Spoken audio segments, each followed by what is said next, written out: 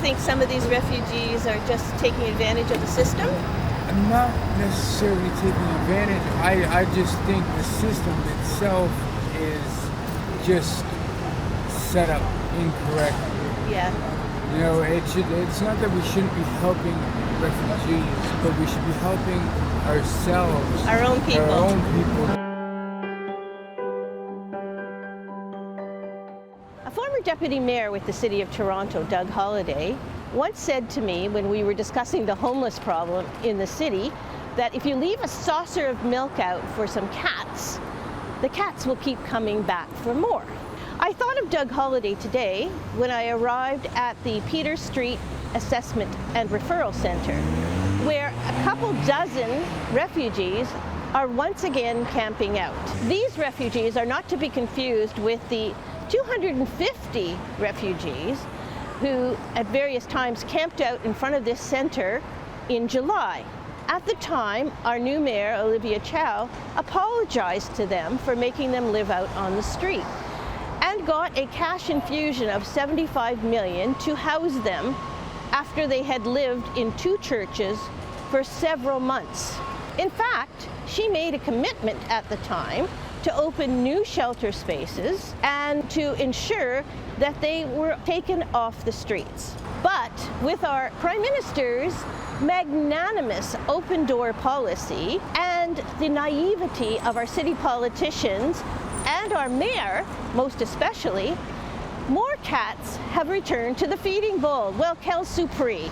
These refugees are mostly from Nigeria. None would appear on camera, and I asked pretty well all of them for fear of ruining their chances to get shelter.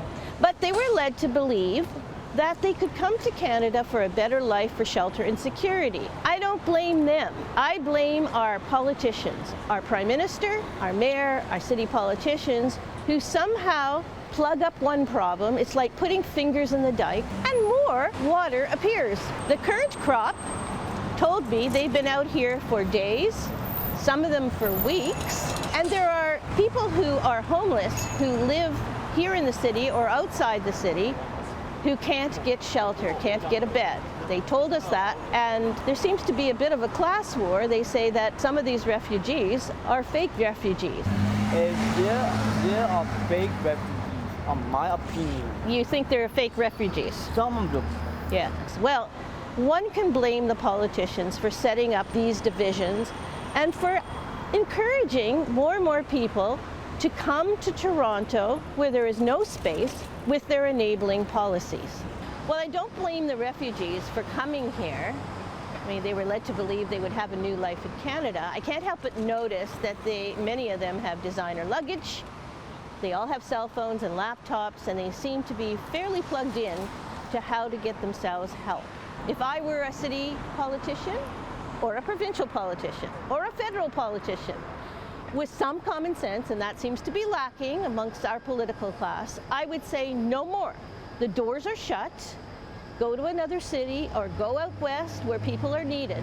But this sitting on the street in Canada's largest city is unconscionable. Unconscionable for the people who are here, and unconscionable for taxpayers who are required to foot the bill. For True North, I'm Sue-Ann Levy.